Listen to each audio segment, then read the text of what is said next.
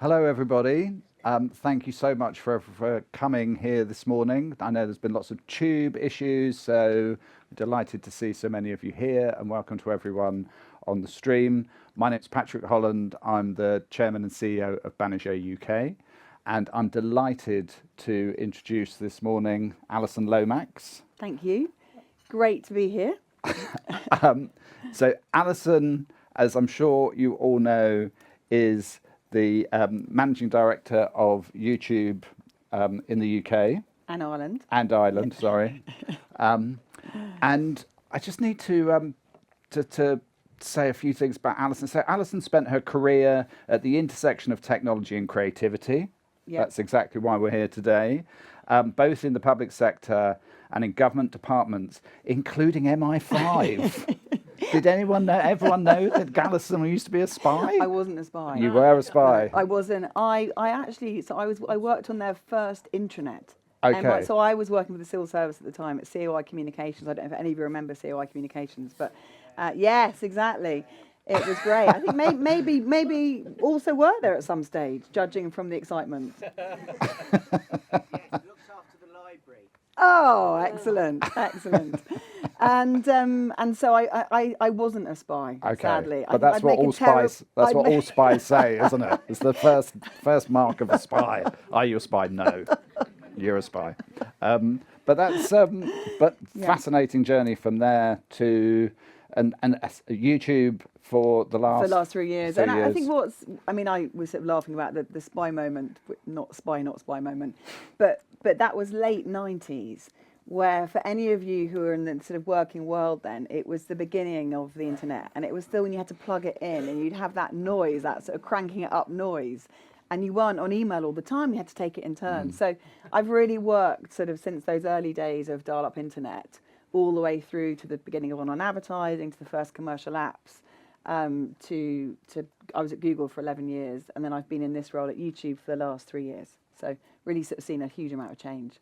Amazing. So we're going to dive into all of that this morning, and just to take a sort of temperature of where YouTube is now. So according to Ofcom's latest figures, YouTube now accounts for 14% of all UK viewing, the second most watched service after the BBC.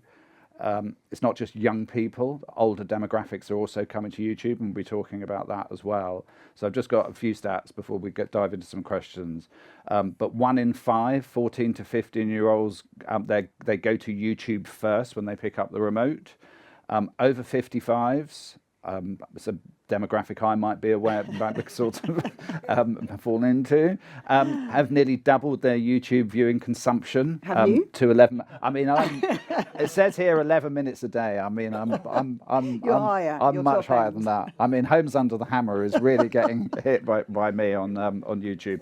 No, so this viewing is taking place increasingly on connected TV sets.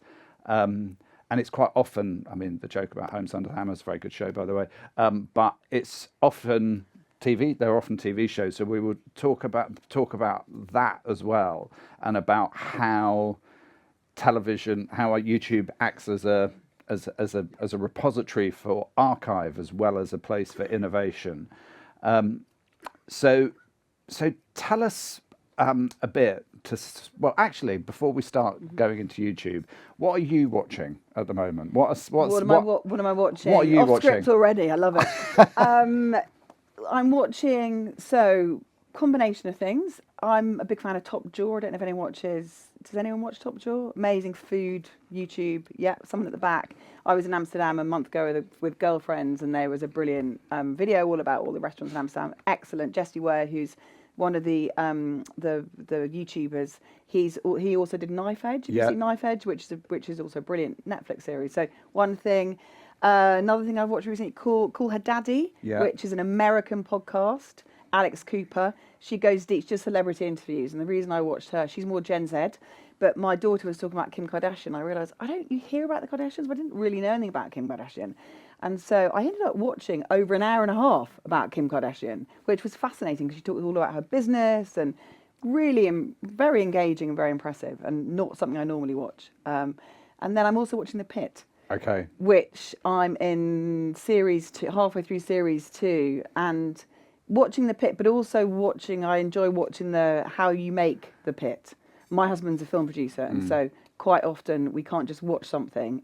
We have to talk about the lighting or the set, or which can spoil things. But actually, what is good about YouTube is the fact that you can kind of go into that and look into it, because you sort of wonder, surely it's easy to make because it's like one set. Yeah, but also I don't know what other people in the room do, but I often find myself, I've done it with the pit, and I've done it with, shows that I'm watching, like White Lotus, that you go to YouTube and then you just say, where was this filmed? How was it filmed? When was it filmed? And I just want to see all the ancillary content around a show. Exactly.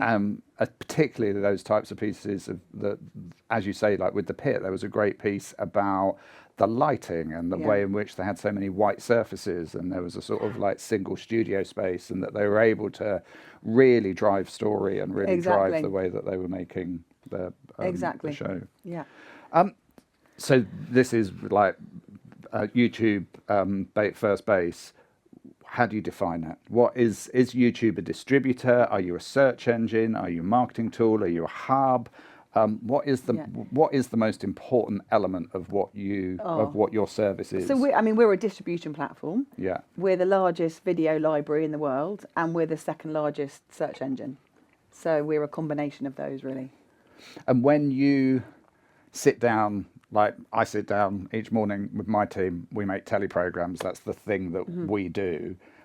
With that, so when you sit down with your team, your primary aim, your primary way that you're discussing things with your team, your goal is distribute to the world, is that? Yeah, and I mean, our mission is give everyone a voice and show them the world.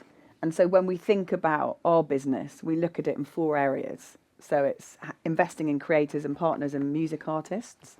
It's engaging viewers, so making sure that the content is engaging, and we work very closely with our partners to help them to do that.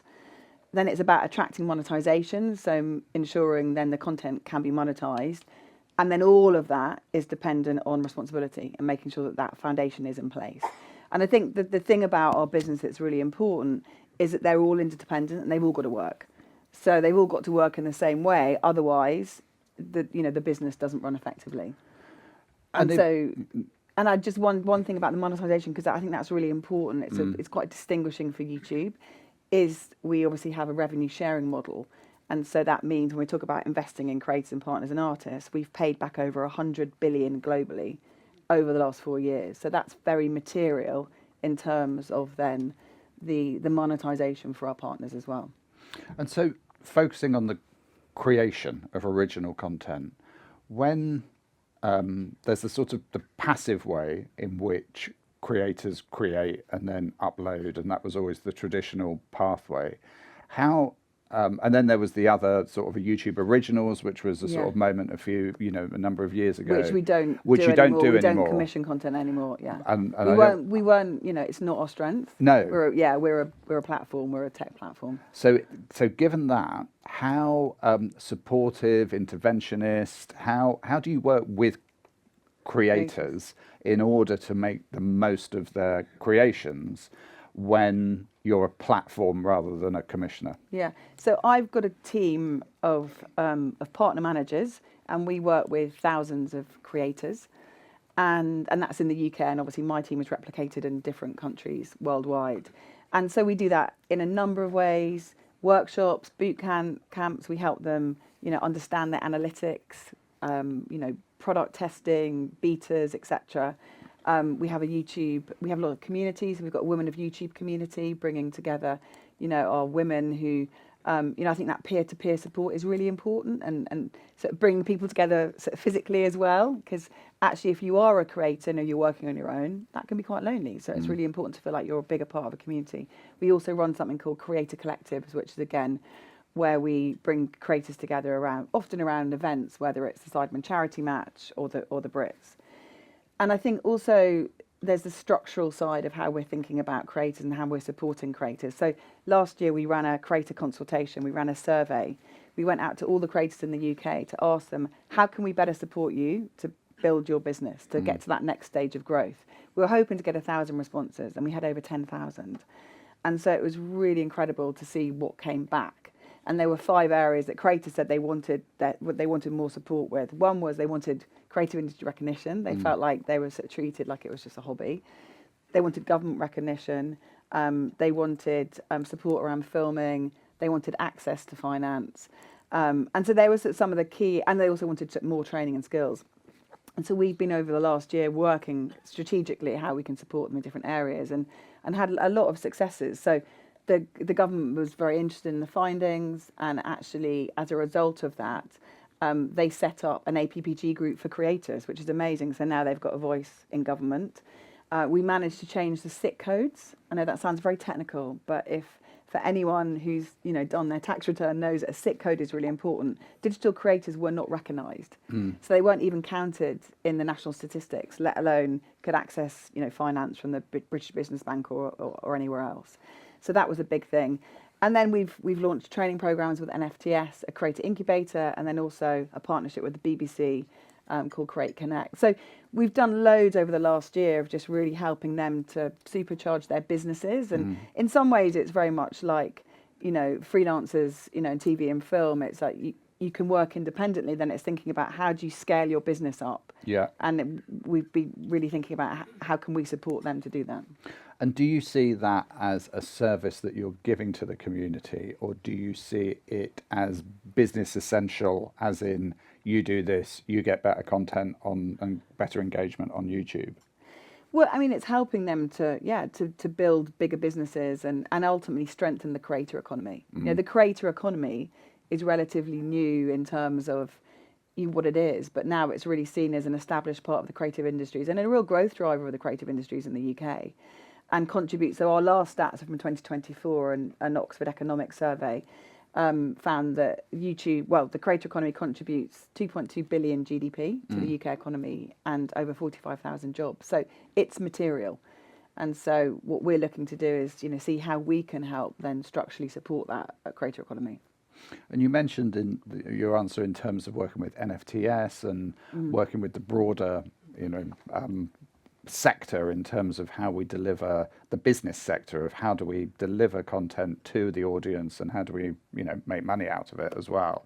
How do you see the relationship with traditional TV from a YouTube perspective? How important, in terms of when we can go into the sort of relationships with BBC Channel 4 in particular, but how do you see it, and how important is YouTube trying to take over TV, or is it sitting alongside TV? Yeah, I mean, we're going back to what we're a distribution platform, and so our role is that we can help broadcasters to reach global audiences, harder to reach demographics.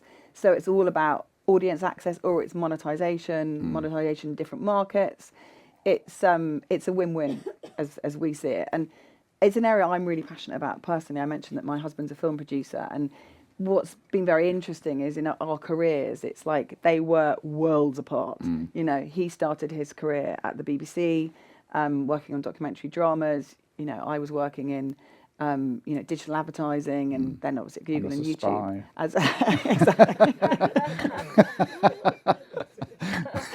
And over the years, they've just come closer and closer. And for me, it's just felt like we have such incredible creative industries in the UK, and like the superpower is when we can kind of really put together, the digital agility and a lot of the fandom and the audience understanding that you get from YouTube creators and natives with this established craft and experience and years of fantastic, TV and filmmaking. And so, what's the sweet spot, which is why things like the NFTF Create Connect were something that I was very passionate about doing and bringing the worlds together. Yeah. And you've got with talking about in particular, and I'm saying this because I used to be at the BBC, so I know about the sort of debates over time about the relationship between broadcast television and YouTube. And so I was at the BBC, I left 4 years ago, and during that time leading up to it, there were debates in terms of how much should BBC content be, and this is in terms of content that's on iPlayer now, for example, or shows that are that are being marketed and are out there, should we be using? Sorry, I'm not there anymore. But the conversation was, should we be putting more content on YouTube because then we will reach the audiences that are not necessarily coming to the platform, and there were debates within the BBC saying, well, no, if you do that, then what's happening is that the content is going down, the Google's tubes rather than the BBC's tubes, and that you lose attribution and you lose that. And what will happen is that it will also cannibalise your BBC audience. It won't be measured in barb, all those different things. So, and that's just, I'm just putting some context around that. It feels like the relationship between public service and YouTube is maturing into a different phase now, in terms of that these are not necessarily seen as cannibalistic plays if you have shows on BBC. We've got it's a great question. We've got strong partnerships with all the broadcasters at Channel 4. Is anyone from Channel 4 here? Channel 4 were real sort of early adopters in terms of working with YouTube and creating digital first programs on 4.0. So they use a lot of up and coming talent, Specs Gonzalez, Nella Rose, and create these like 4.0 specific shows. ITV really sort of cemented our partnership just over a year ago, and their strategy is slightly different. What's interesting about ITV is they found new audiences for old shows. So like Thunderbirds, just doing, does brilliantly on YouTube. They've also, what they're doing is they're putting their some of their soaps on YouTube. So Corrie is full length episodes. So they're experimenting slightly different ways. And then the BBC, we announced our partnership in January of this year, and their commitment is for 50 new YouTube channels this year. They've launched 8. And actually they are sort of really embarking in a lot of YouTube first content too. So for example, Deep Watch is a documentary channel aimed at 16 to 24. They're commissioning 20 documentaries specifically for that channel. And so for them, it's a combination of the digital first, the YouTube first content, and then more of their, some of their established content. And look, a lot of their archive content has always done very well. Yeah. And, documentaries and news and has done very well. So they've all got slightly different strategies, but ultimately it's about what are their goals. They have full editorial control on YouTube. It's not for us to decide what they upload. How we work with them is strategically. We have joint business plans where we map out also targets, about what they're trying to achieve, whether it's watch time or revenue, and so we can help them achieve that. But ultimately, it's their control in terms of what they upload editorially. And when you see the data that, looking at the broadcast piece, so you're working with Channel 4, it's 4.0, or you're seeing whole episodes of Hollyoaks or whatever, the data that you're then able to see and share with the broadcaster in terms of the number of hits, the length of views, the quality of the view, in terms of, is there something in terms of the does broadcast content work really well on YouTube? And if it does, in terms of this, like deals with Channel 4 around the sort of increased CPMs, those sorts of things, is that going to keep maturing as a business, so that what happens is that YouTube and broadcast will be very, very aligned in lots of ways? I think, look, the data that you can get from YouTube channels is phenomenal. If you're looking at the content on your channels, for every piece of content, you can see where the drop-off is. And YouTube creators are forensic about the data that they can see on their channels, and then they optimize the content based on it. The data between YouTube and the attribution models of broadcasters is not seamless. And so, there are ways that can be, improved. There are conversations that are happening about how can we really help to understand that attribution. And so I would say that is definitely evolving. But yeah, the content that they can see on their own channels is phenomenal. And they can obviously break it down by demographic. They can break it down by length. There's one actually. There's a program called River Monsters, ITV's River Monsters. There's some nodding in the audience. It's phenomenal, amazing, like wildlife documentary. And so they are beating a product that we have at the moment called Stations, which is 24/7. So it's like a live stream. the demographic, like, it attracts really young audience for over an hour and a half on average. And so they can see that, and they can see, you know, that they are creating a different audience through using YouTube in a new way. And ultimately that's what we want it to be. We want it to be incremental. We want it to be, you know, building on the fantastic audiences that they have on through their own owned and operated channels. And so that is a way in which the question about how do you reach younger audiences with public service content, but you do that through partnership, is something that that they're all struggling with, isn't it? But at the same time, those experiments do seem to be leading to further investment in that area, as you say, with the BBC. And a lot of it, and so much of it is testing. And I think that's one of the challenging parts of perhaps, you know, broadcasters historically thinking about YouTube as, well, testing. You know, it's much more agile. It's much more experimenting, piloting, testing, see what works. But certainly, you know, they're very lent in, and, you know, me and my team, I've got in my media co team, I've got someone who focuses on entertainment, sport, news, and kids, and so there's real expertise in the UK team who can really support them to reach the audiences. And the final thing I will just say is about the monetization piece.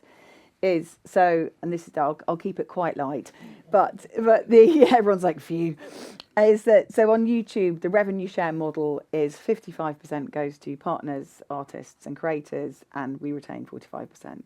When it comes to broadcasters and production companies who qualify for our partner sales program, it's a different model. Whereas we sell the rate card to you, Banijay, and then Banijay can sell it for whatever price they want, control it, or say it's ITV, they can bundle it with their owned and operated, sell it through their ad team and through their own sort of, you know, agency and you know, and clients. So that's how it works. It works very differently, and so they control the commercial pricing, you know, as well as obviously the editorial control they have in terms of what they upload. And just from the Banijay perspective, I know this is me interviewing you rather than, but just in case anyone's interested, that for us, the relationship with all of you guys at YouTube, in terms of building channels, seeing who's coming to them, seeing a return. So, would I lie to you? This is anecdotal, so I probably will end up in the press. Anyway, it's not a massive issue thing. But so we had put lots and lots of effort behind Would I Lie to You as a channel in terms of this comedy channel on YouTube, and then we were able to see that on BBC the next series of Would I Lie to You had a younger audience. And the BBC said to us, "God, this is interesting. It's really interesting. Why's the demo got younger?" Because our take, and this is why it's sort of anecdotal rather than we haven't done the deep analysis, is that we had a lot of people watching the Would I Lie to You on YouTube. And so you're then drawing in new audiences, which is brilliant. And the other thing that's great about YouTube is the comments. Is actually you can get a huge amount of feedback on the comments. And, you know, partners and creators use that to think about, okay, what content's resonating. You know, sometimes you can get ideas in the comments about what they want to see next, or how the content or the show could be evolved. What do you think, though, in terms of prominence? Because in terms of the new, you know, BBC Charter and everyone, you know, this much awaited, long awaited media bill, that prominence is obviously a huge is so important for the PSBs. Yeah. Is there a way in which the PSBs could get greater prominence on YouTube, and what are your views on it? Yeah, and so I mean, I've sort of mentioned, you know, talked about how important broadcasters are in terms of partnership, and we want them to succeed. The challenge with prominence is that YouTube is built based on what viewers want to watch. Yeah. And so, you know, our concern is that by giving prominence, there are winners and losers. And actually, some of the losers could be independent production companies, creators, etc. And so that's, you know, that's the challenge that we see with forced prominence, which is how it obviously does work in some other areas. But we're having ongoing conversations about this. And as I said before, you know, we really want broadcasters to succeed. My team and I work very closely to support broadcasters to succeed organically. And what do you think about Channel 4's argument or request for the fairer distribution of ad revenue? Yeah, I mean, I've talked about the partner sales program, and they have their own commercial pricing. It's up to Channel 4 obviously how much content they want to put on YouTube. That's their decision. And what I don't see is I don't see their final revenue. Yeah. You know, I only see what we sell at Raycard, so I don't see their final revenue. And so it's a decision for them to make in terms of how much content they want to, you know, put on YouTube, and also what's the ROI. Yeah. Should we have a clip? Ooh. So, Do you want to see some content? Yeah, excellent. So in terms We've of had the money chat. we've had the money chat. There's a beautiful specificity that only YouTube can deliver. I feel like I'm an ad sec, but there is. And do you want to intro the a clip that actually my son did know about? I think you sent it to me thinking, "There's no way this guy's going to have seen this clip." But I asked Finn. Finn's watched the clip. And anyway, I think, and so this is this clip I think is just a great example of something that is so specific to YouTube because it's so niche. And what's amazing about YouTube is that everyone's got their passions that they go to YouTube for. You know, I've got a friend who loves exotic butterflies, and he's always talking to me about exotic butterflies and the channels. I have no idea what he's talking about. You know, you've got people who are interested in mudlarking. This is a Dutch level crossing channel. Okay, this video that you're about to watch has 147 million views. It's actually very cathartic. I think the more you watch it, and the sounds and the, you know, there's something very simple about it. The thing that surprises me though about that channel is that that one's had 147 million views. There are others that have only had like 5,000.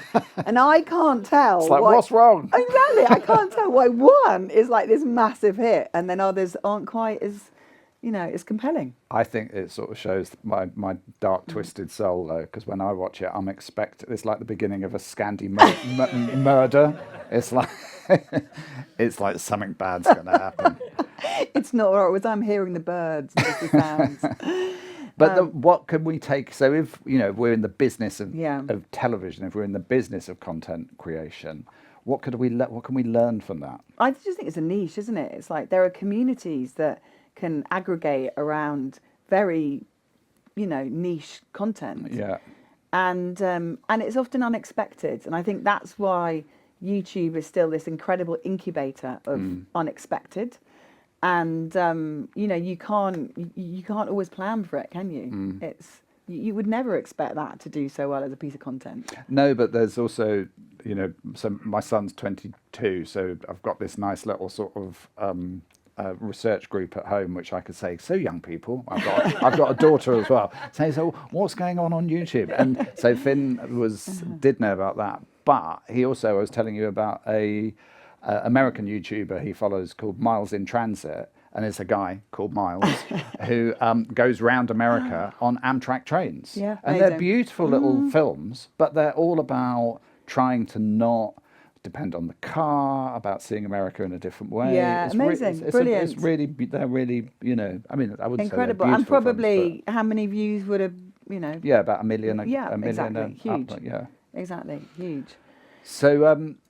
So yes, that's sort of the ability to dive into the specific.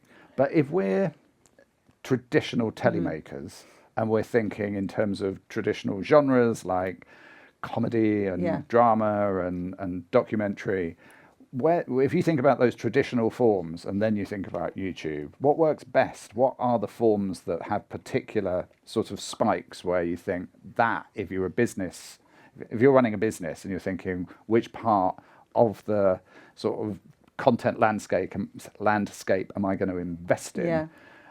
Which are the genres that work best? Yeah, I mean, YouTube? it's. I think firstly, YouTube doesn't really categorise the genres in the same way. We don't talk about scripted and unscripted. No. You know, it's really. You don't even talk about that basic level. No, we don't. No. It's interesting, and kind of all of the above do well. Entertainment obviously does brilliantly. Yeah.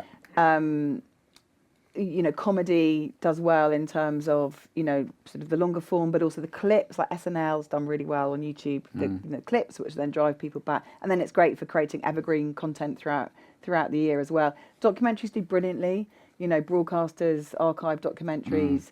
But there are loads of new ones. There's one called Wandering Turnip, who's all about British industrial history, who I love. Okay. There's a fantastic Might write that documentary on fish and chip shops, which actually is a bit depressing, so maybe don't watch that.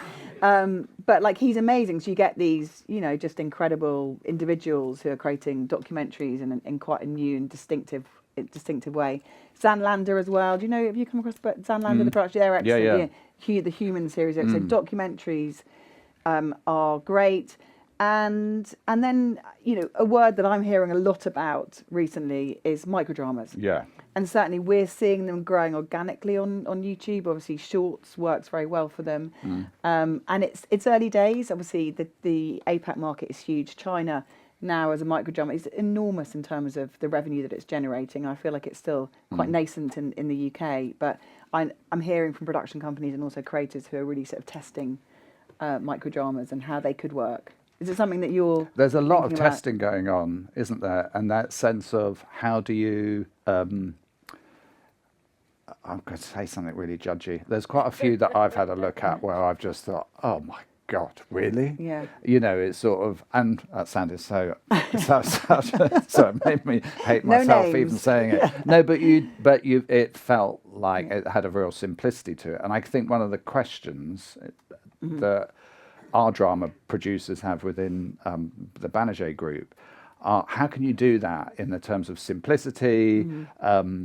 and really cheap? So obviously you can't spend a lot of money if you're putting all of your money up. Basically we as the production company are doing the spend, so we're not got any sort of broadcaster who's taking that risk for us. So we're putting the spend in. So we need to have simplicity and we need to have a route to market that means that you think that an audience will come to it and that it will start to monetize. Otherwise, it's a massive loss. So it's a risky model. Exactly, it is. And actually, the other area I would say is podcasts. So when I started my role just over 3 years ago, no one talked about podcasts, and now everyone's talking about podcasts. And I know that podcast as a term, is it the right term? Everyone's got sort of different ways that they talk about it. They talk shows. What is a podcast? But the growth of podcasts has been, absolutely enormous. And I was on a panel last week with one of the co-founders of Goalhanger, Tony Parsons, and he was talking about The Rest is History, which is now the third biggest podcast in the world. And obviously, it's not just on YouTube; it's also on other platforms too. But he really talked about how the video is additive and incremental to audio, and it reaches, so their biggest demographic is 25 to 34, which is very surprising. And also, people regularly watch it for over an hour. So, the numbers are phenomenal, I used to commission history at the BBC as part of when I was running BBC Two.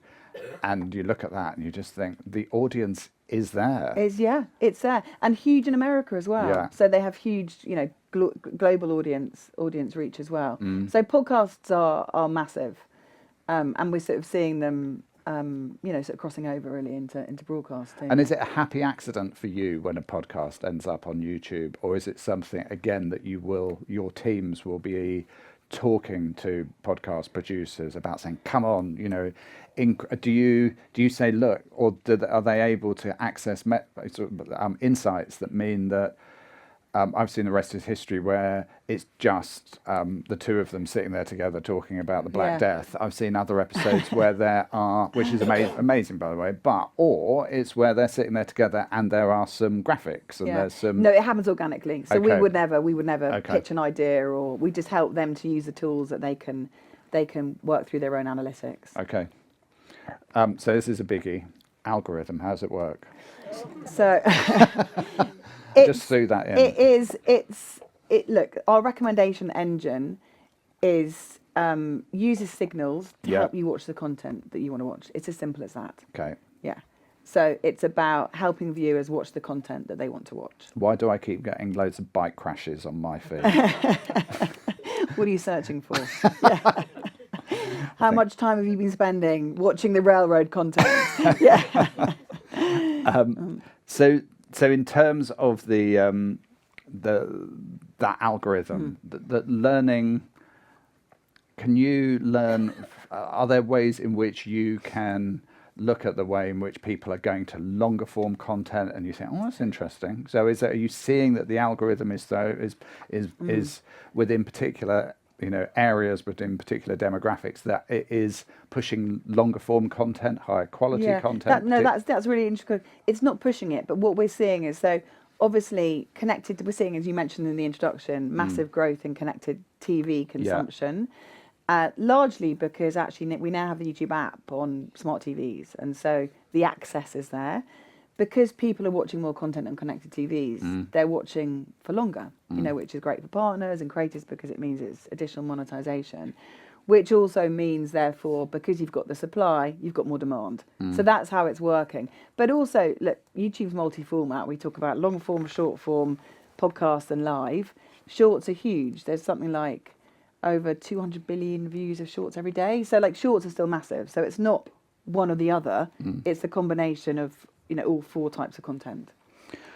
And that brings us back to what we were talking about at the beginning, isn't it? In terms of the longer form content that if you've got as a broadcaster or if you're a company that has got an archive, that being able to curate channels that have got longer form content in, and then something that we're trying to do at Banijay is then use those so that in terms of piloting, in terms of bringing ancillary content, that I would love the idea of there being, and I think we should show a clip of Jordan Teresa in terms of that ability to have people who talk about your content as well, sitting alongside your content. So you could have a comedy channel that also has comedy fans in it talking about the content. Yes, yeah, definitely. Yeah, should we do? I've got a couple of clips.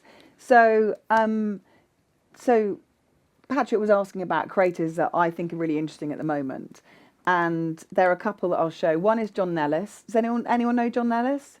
So there's one in the front row. So he does a lot of prank stuff, a lot around football. So he's got 13 million subscribers. He's only really been active for a few years on YouTube. He's phenomenal. But he does formats like 100 hours to find David Beckham or 100 hours to find Messi. But let me show you a short, because I love this one.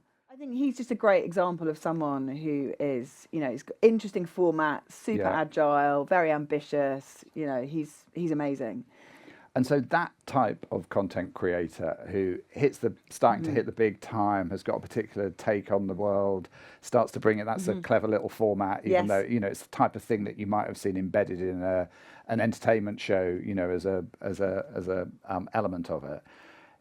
How do you then see the sort of the growth of Mr. Beast is there, who's obviously the uber YouTuber, but that growth of format on YouTube that then transfers to television, is that something that you're seeing more and more of, and that you love seeing the sort of growth of that talent moving into an even broader? Yeah, I feel like it's two-way at the moment. It's happening both ways, isn't it? And I think it's fantastic. Exactly. If YouTube creator talent, finds its way onto broadcast. I think what I've seen as a real shift in the last year of the sudden recognition that it's not so much just using YouTube creator as talent.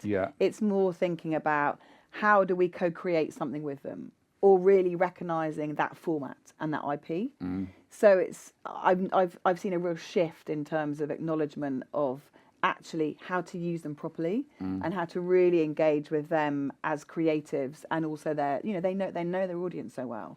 So that's exactly. I know Banijay. There was a Stop the Train. There was a format is that right? Banijay so there's a well, you'll probably know the YouTubers better than I, but he's called Squeezy. Yes. And Squeezy. Yeah, Squeezy. Yeah. Squeezy. He's French. They always say it very fast. So I say, is it Squeezy or Squidgy or what is it? Squeezy. So Squeezy. So and so the format is Stop the Train, and it's been massive across Europe and so Banijay France spoke with them and have optioned the format, and now it's in development. And I think that incubation of talent is super interesting. At the weekend, it was obviously a massive weekend for the box office. For Evan Shapiro has coined Yindies, YouTube Indies. So did anyone watch Backrooms at the weekend? One person. Excellent. Was it good? Really good. Excellent. So Backrooms is obviously based on YouTube IP. and it grossed 120 million over the weekend, both a combination of US and international distribution. And then there was also another film called Obsession. They're both horror formats. But I think that's really interesting as well. It's just that recognizing that talent and that IP on YouTube, and then creating films. And also it's brilliant, just getting young people into cinemas. That's amazing. That's really, it's really positive. And so I think it's having that impact on filmmaking as well. But it's also, horror is really, really difficult as a genre to get off the ground. Yeah. Because if you try to raise the finance for a film, not that I've tried to do that, but if you try and pitch horror TV shows, horror-based scripted shows, there's a real fear amongst commissioners on streamers and on broadcast, because horror can get super specific and super small very quickly, because it can be really brilliant but very niche. And so the idea that you then have an ability to make a film like Obsession, which is out and out horror and has got big audience. Yeah, I suppose you've got a proof of concept, haven't you? So yeah. So I think, from a talent perspective, it's sort of working in film as well as TV. Yeah, and we haven't spoken about live, but live is, my understanding is that if you're in Brazil this summer, the way that you're going to watch the World Cup is on YouTube. Cazé TV. Yeah. Yeah. Casemiro, has the rights. Cazé TV has the rights for the World Cup for all the Brazilian, and also in Portugal as well. Yeah. So rather than broadcaster, it's Cazé TV. And look, live has always been big on YouTube. Gaming, I'm sure a few of you might be gamers in the room. Gaming has always been massive for live. How we think about live is how do we enhance it. So, for example, Coachella, we had 7 stages which were all live streamed at the same time. You've got the behind the scenes, you've got vertical streams, you also got watch alongs, so you've got creators having watch parties, and so it's what's that enhanced experience of live. Yeah. And so we see it a lot of music. We're seeing it increasingly in sport as well. And I think that the sort of watch with, having a creator who's talking through a football match, it's people like that intimacy and that commentary that you get from them in a different way to you would a pundit. There's some research, isn't there, that younger audiences don't actually have the patience to watch. So I sound judgy again now, but they don't have the patience to watch the whole 90 minutes of a football match. I think that's a bit of a myth. I was going to say that does sound a bit judgy. I think that's a myth. And actually, Sky released some stats recently about the Premier League viewers, and I think it's a bit of a myth. But they do. But it's that game around the game. It's what's the extension of the 90 minutes? How can you really engage in that fandom sort of past the game, which is massive? It's absolutely huge. But the growth of content that is all about the game but hasn't got access. I mean, if you'd have said 10 years ago that there is going to be this, like Gary Neville's going to sell his company or get investment for his company, and he's not going to have any rights to the shows, so he can't show any football content. Yeah. It's just people sitting around talking about football. And it's phenomenally successful, and exactly. And it's a global bought and a large share of Gary Neville, and they've also bought Mark Goldbridge's fan channels, which is Man United fan channels, which is exactly as you say, is often the commentary as opposed to actually watching the game. So it's a really interesting space at the moment in sport. Just that additional comment. I'm an Arsenal fan, and like AFTV is a great example of. Robbie, who doesn't have he doesn't even have access to players, but yet he's built this incredible international community, and he'll go to Nigeria and watch live games with this amazing community of Arsenal fans internationally. So, it's a fascinating space. Tough weekend for you, though. I mean, the highs and lows. You have to. God gives with one hand. I know, and takes away with the other. But it was Saturday night was brutal. I couldn't actually watch the penalties. It was just so. It was just so awful. Anyway, but Sunday was incredibly joyful. Yes. It was so joyful and just such wholesome moments that I've been reliving on YouTube. You mentioned watching along. Actually, it made me think of the final question before we go to the audience is in terms of younger audiences watching along, watching at home. What is YouTube doing to protect younger audiences on the platform? Look, I mean, that's a really important question, and I'm a mother of 2 teenagers, and so protecting them is critical. It's something that I care about, and everyone at YouTube cares very deeply about. And I think that the challenge is sort of, how do you protect them further? How do you protect young people further, but also still retaining the benefits that they have too? And I don't know, any of you in the audience are going through GCSEs at the moment, which I certainly know Sarah is. I certainly feel like I'm sitting them. In fact, physics has just ended. And yeah, 10, literally 22, now? literally Okay. just ended. Okay. But my daughter uses YouTube loads for for learning, and actually my eldest daughter, she learned piano on YouTube, and she's now studying music at university. And so there are massive benefits for learning and entertainment and and passions. But it's how do we ensure that those protections go further if needed? And so we welcome the government consultation, and the recommendations that are based on on evidence and the findings that they have. But for years we've invested in obviously a sort of safe environment on YouTube. We've got YouTube Kids, we've got age appropriate experiences, we've got supervised accounts, so you can manage what your teenagers are watching. You can set take a break reminders, bedtime reminders. We've got now, you can set shorts to 0, which you can do yourself, but also parents can do it for their kids as well. So it's 0 minutes, so they can't watch shorts. So it's something that we've been very invested in, and as I said, sort of welcome the results from the government consultation. Great.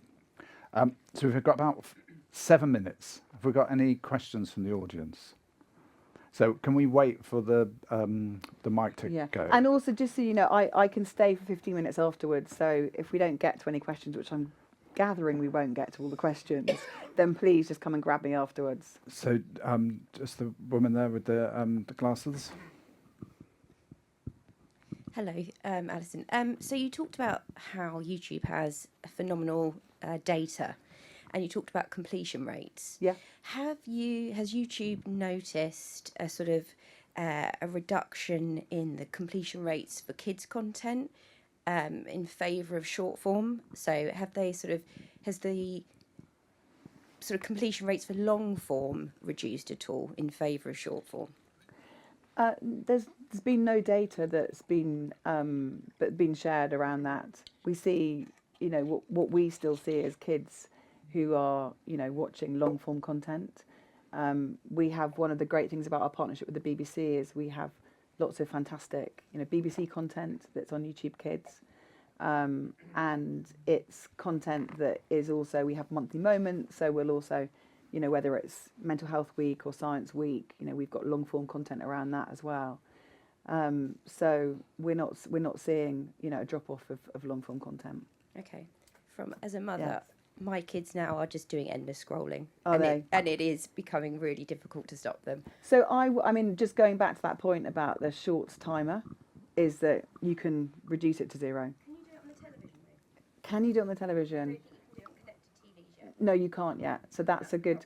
Okay, so I'm going to take that as a bit of product feedback, because yes, and it always amazes me that people watch shorts on TV, but they are consumed on TV, and so, and it's exactly no, that's but yeah, that's good feedback.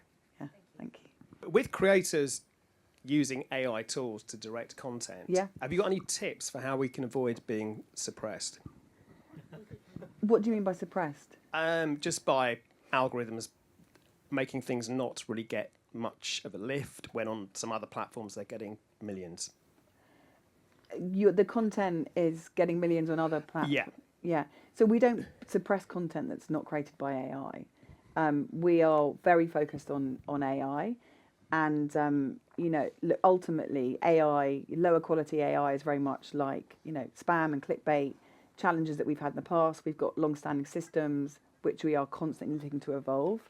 One of the things that we announced last week actually is for any content that's created by synthetic created or altered content, is the labels are much more transparent now. So on long form content, it happens under the information, and actually it happens as an overlay on short form content. And so we're being much more transparent for viewers as well, so they can see what content has been created synthetically. So it's something that we are actively working on. We care a lot about ensuring that there isn't low quality AI content on YouTube.